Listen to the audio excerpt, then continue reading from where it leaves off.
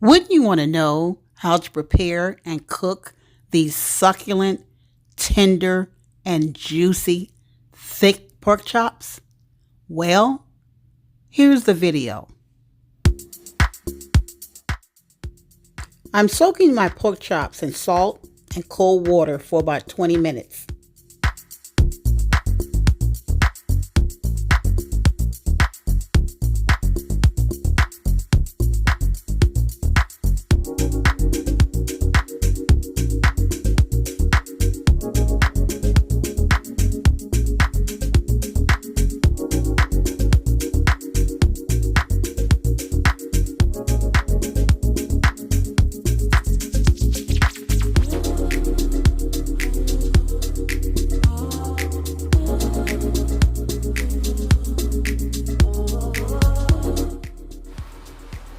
Don't forget to thumbs up the video.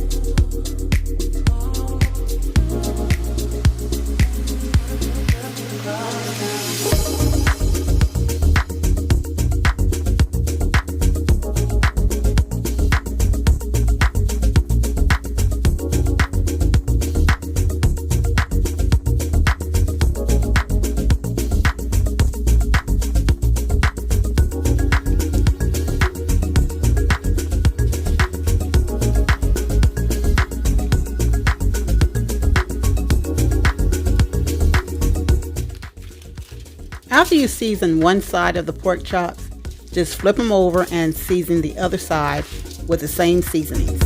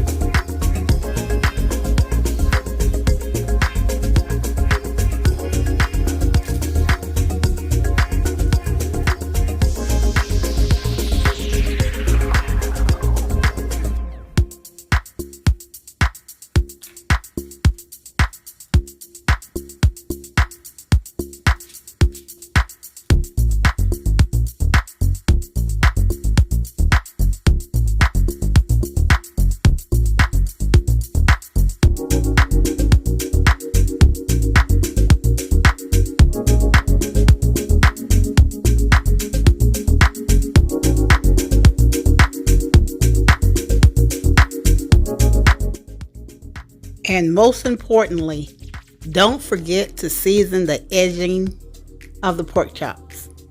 We do the top, the bottom, and the edges around the sides of the pork chops.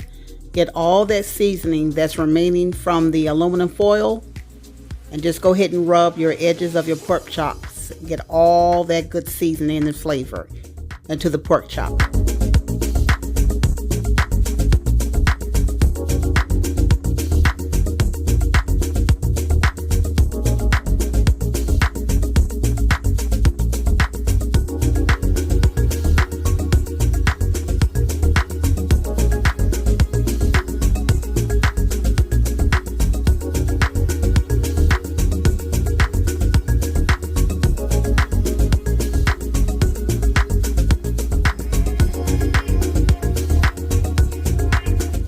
And here we go, ladies and gentlemen. This is a well-seasoned pork chop. Make sure you put enough seasonings on your pork chops so they're tasty and flavorful.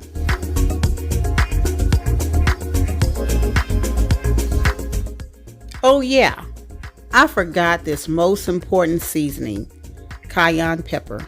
You must put that on your pork chop. No, it will not make your pork chop hot. It will give it extra flavor. Trust me.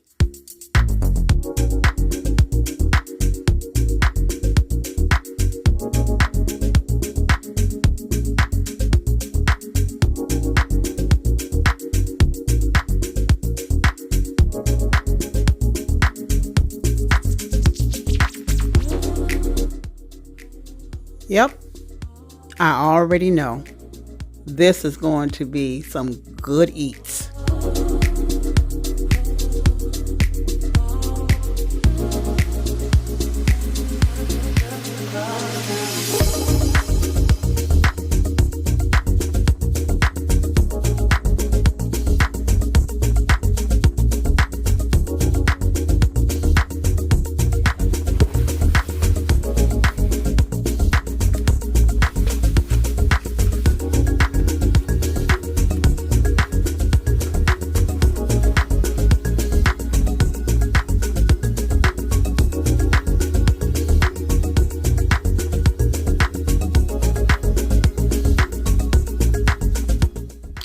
Now what I'm doing is I'm putting my pork chops in the bowl, because what I'm going to do is put them in the refrigerator and let them marinate in those seasonings overnight.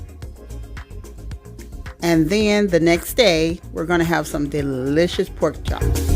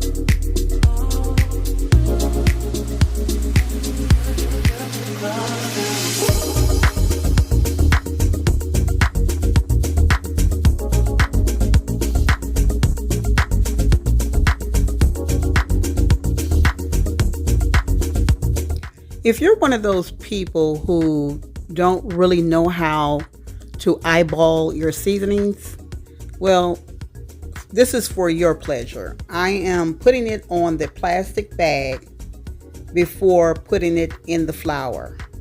Okay, so those of you that really don't know how to eyeball it by putting it directly into the bag, put it on the plastic, and then if you put too much, you can always take it off the plastic. It's hard to take it out of the bag once you mixed it with the flour.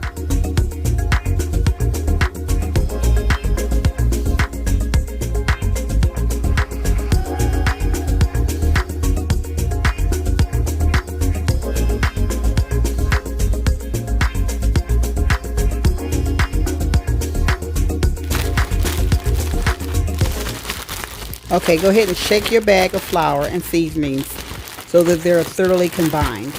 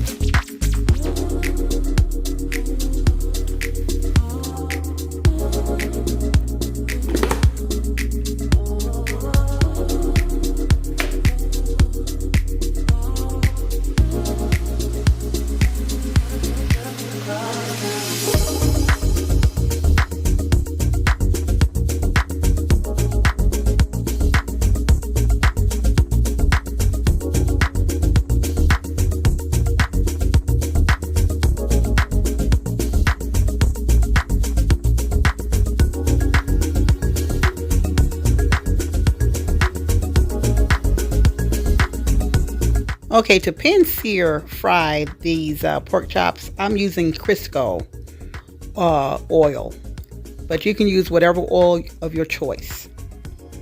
But if you want them tasty and flavorful, use the butter flavored Crisco. Also at this time, go ahead and turn on your oven to preheat it to 350 degrees.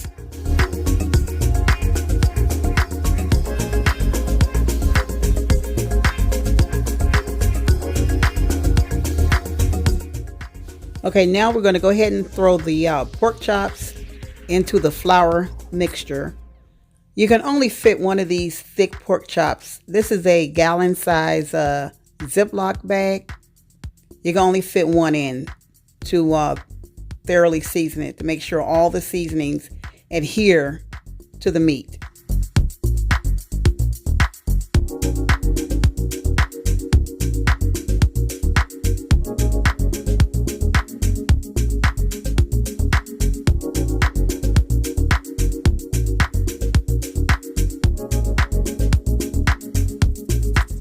And make sure you shake off the excess flour.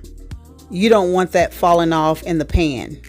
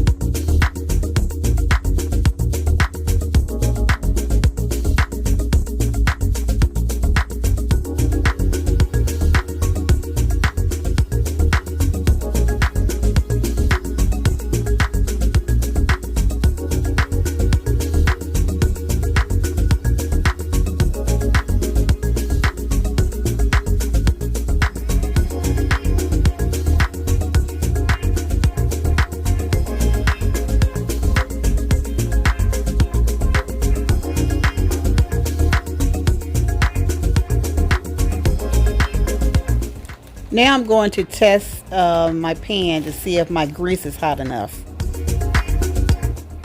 I see that the grease started frying the flour. So let's go ahead on, and what we're going to do is we're not going to thoroughly cook the pork chops in this grease. We're just using this grease to give it a crust and to brown the pork chops. The cooking is going to be done in the oven.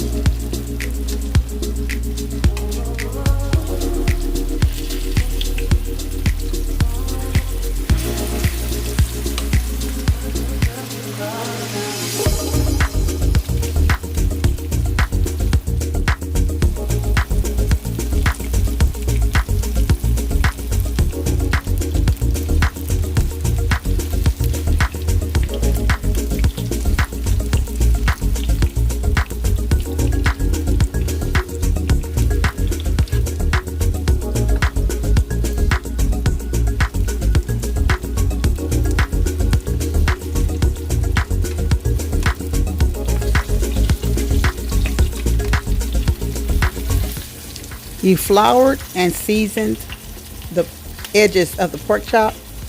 So you're going to make sure that you also turn the pork chop on the edge so that you can also sear those seasonings into that part of the meat.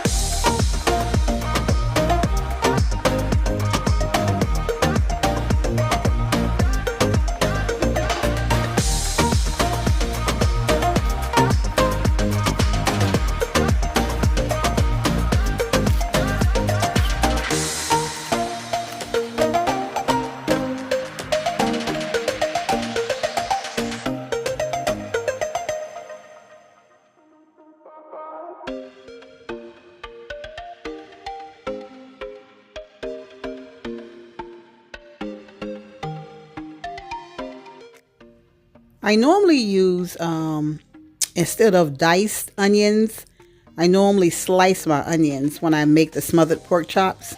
But this time I wanted to try something different. Instead of slicing them, I dice the onion. If you don't like onions, you don't have to use onions in your smothered pork chops. However, they taste, in my opinion, delicious with onions.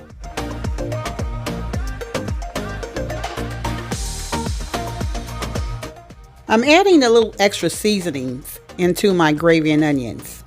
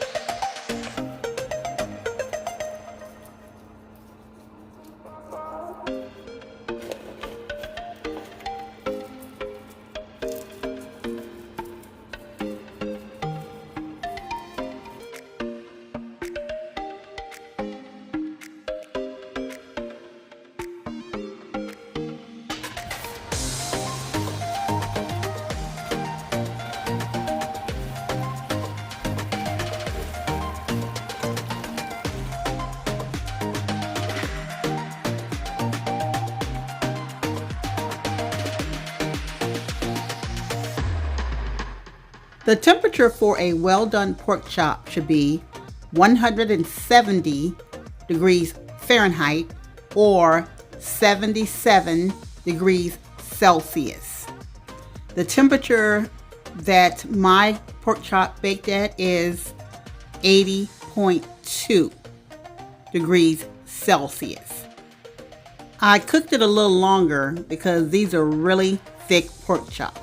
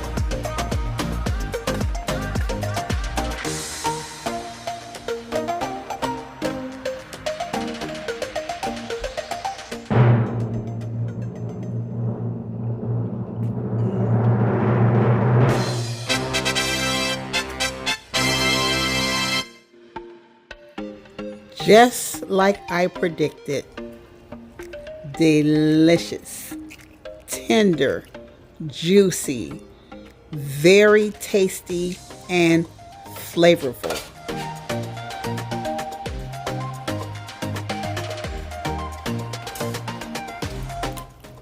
Restaurant quality.